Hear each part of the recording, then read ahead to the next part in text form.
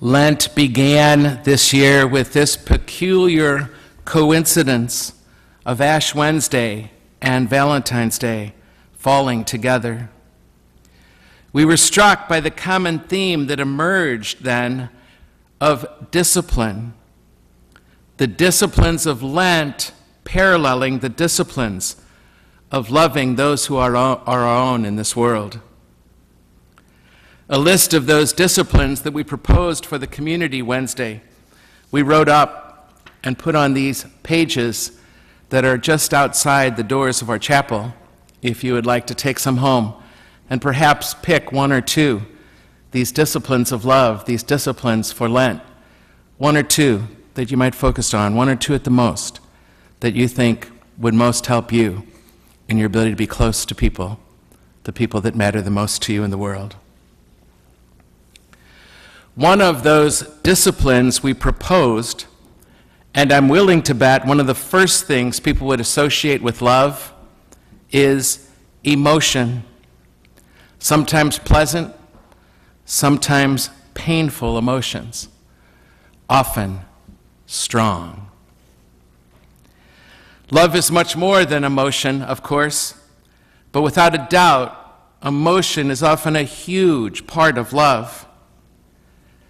It seems that everywhere I go these days, I hear people tell of how difficult marriage is being for them right now. Old friendships going through difficult times, and even in society, people struggling mightily with the breakdown of too many things falling apart, as we reflected together a couple of Sundays ago. Things falling apart, including those strong emotions rippling out now from Florida, that high school in Florida that exploded into our lives on Ash Wednesday itself with yet another mass killing there. Indeed, emotions are a huge part of any life and of any love. But perhaps as important as emotions are to love, even more important than emotions is that we experience them, that we reflect on them, that we honor them and attend to them, so that our emotions are at the service of our own growth and the growth of this society, and at the service of our ability, you and I, to be close to each other.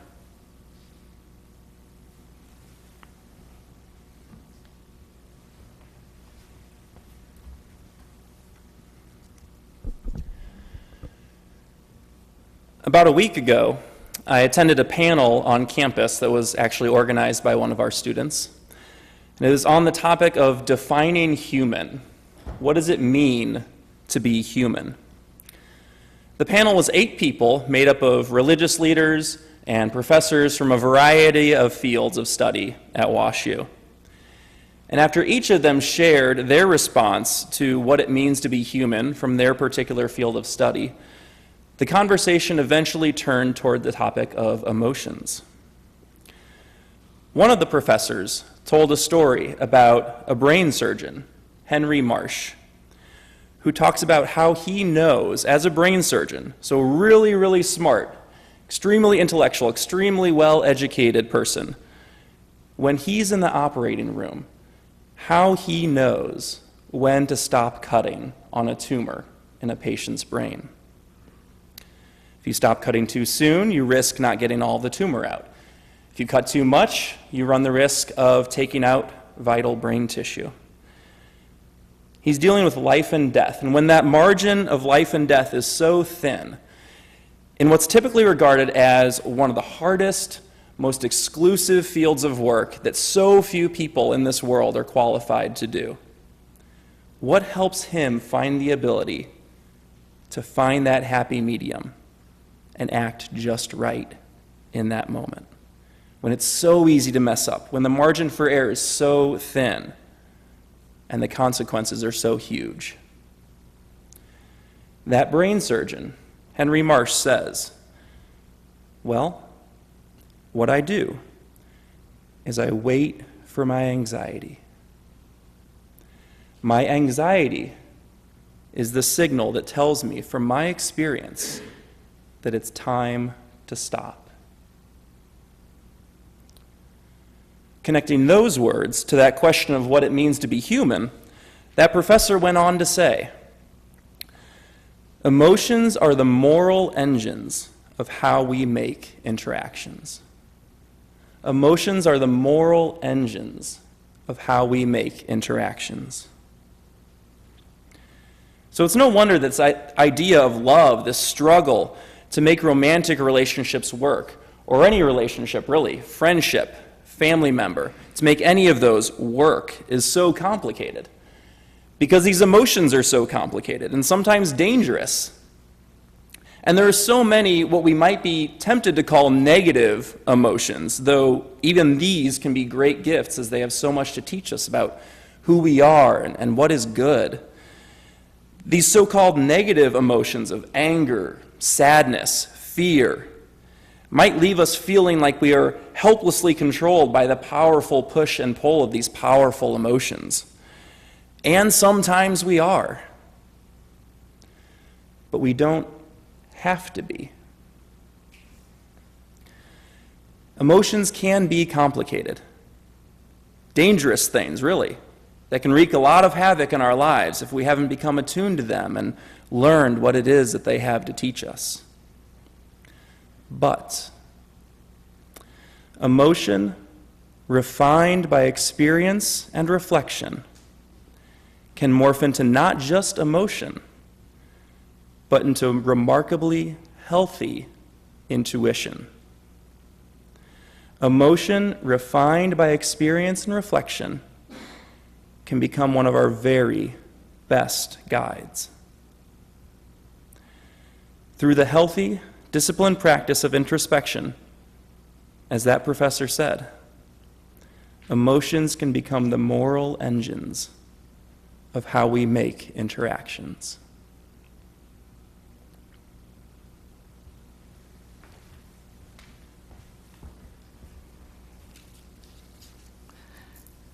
Experience and reflection.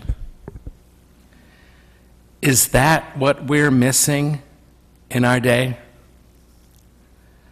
We're certainly having our emotions, but are we taking any time to learn about ourselves from our immediate, instinctive, emotional reactions to life, so that later on in life, like even tomorrow, we will know how to read those emotions, how to read those emotions. Let ourselves feel them and learn from them. Learn from them what they tell us about ourselves, our past, what we got or didn't get when we were kids, what we value, since we will always have strong emotional reactions when we experience our values lived or not lived. In the White House, or in Congress, or on the streets of our city, or at our high school, that high school in Florida, or at the kitchen table, or in our bedrooms. Strong emotions, indeed, that can teach us so much about ourselves and connect us so powerfully with each other. If we dared reflect on those emotions and how they are responded to, that could build our intuition. That could build our intuition for us, and therefore freedom to take charge of those emotions and use them for love and for healing. For love and for healing. Look at Jesus in this gospel tonight. Jesus is struggling with his emotions. So he heads out into the desert. He heads into the desert, not for the desert's sake, but because he needs to reflect. And where else could he get the time and the space and the silence to do that? It took the quiet and the solitude and the wildness of the desert deprivations for him to get there. The devil was once again using something good, Jesus' emotions. But the devil was taking those good emotions and twisting them, tempting him to sell out, to compromise, to gratify his immediate desires and forego the long-term goods. At the very beginning, he took that on. He took his emotions on and what the devil was trying to do with those emotions against him. And having made it through that confrontation, he didn't rush off to the next thing. No. He headed out further into the desert, leaving for a long walk through a big desert, sitting under the hot sun for hours and for days, to get to know that in himself, become familiar with temptation and what temptation looks like for him, to measure his vulnerabilities, what was going on in him that made him so vulnerable, so ready to chuck it all. There, in the cave of his own heart, he got to know himself.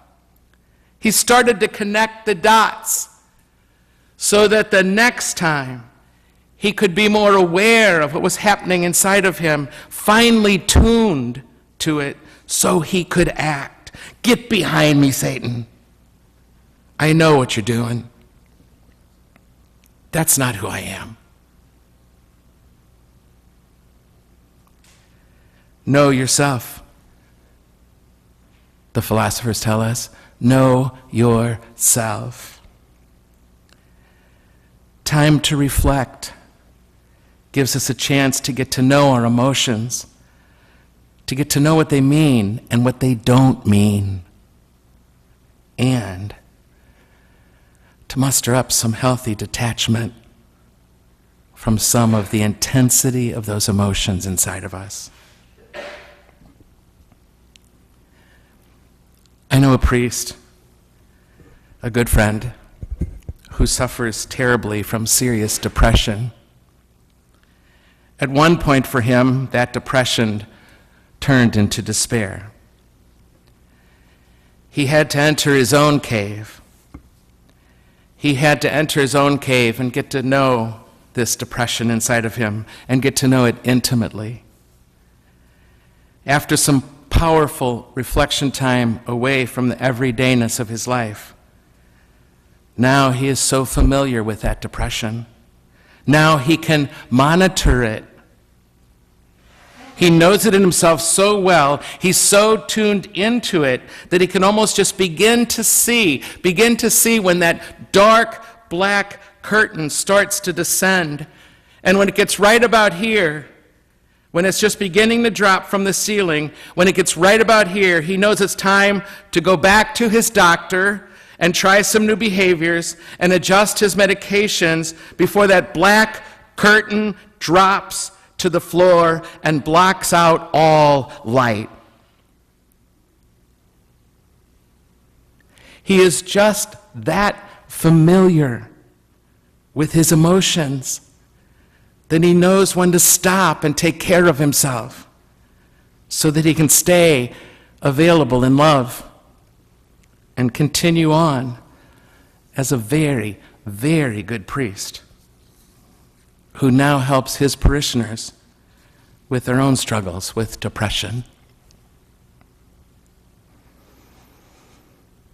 I have a good friend, several actually now, and several students here in this community, some in this chapel tonight, who suffer, and I mean suffer, from OCD, obsessive compulsive disorder. In the beginning, those feelings of anxiety as they would rise in her would lead to the sound of almost something like a voice saying to her out of those anxieties, this almost like a voice saying to her, you just contaminated somebody. You just ran over somebody on the street. There's a baby in that dumpster out there. You forgot to lock the door. You forgot to turn off the stove. And those voices would pester again and again until she would get back in the car and see if that bump she felt underneath her tires was a human body at 1 and 2 and 3 and 4 in the morning, sometimes. But with time and with self-reflection, mustering the courage to enter in the cave of her own heart, she and so many others, even here tonight, have come to see and recognize early on when that anxiety is rising from what those emotions are screaming at them. And they have become so remarkably free in the process. So much so that almost to a person they've said to me, Father Gary, if anybody needs to talk to anybody ever about this suffering, please tell them I am 100% available to them.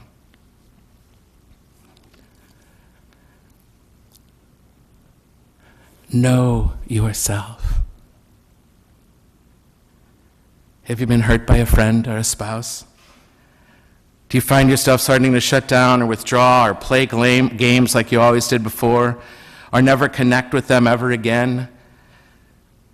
When that hurt gets just there, you know it so well. You know so well when it's time to act, time to engage, time to do something.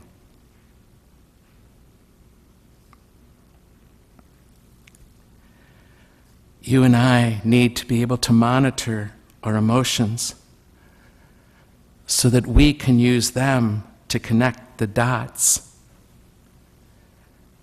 and not let them use us and intercept our loves.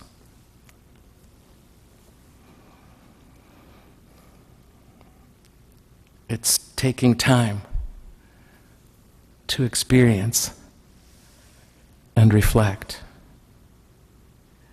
that has everything to do with our emotions helping us and not hurting us anymore.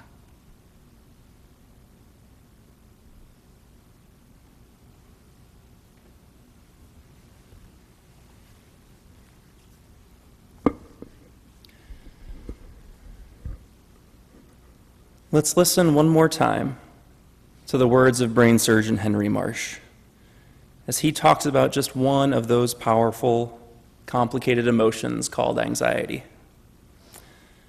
How does he know how to act just right in those pivotal moments? What I do is I wait for my anxiety.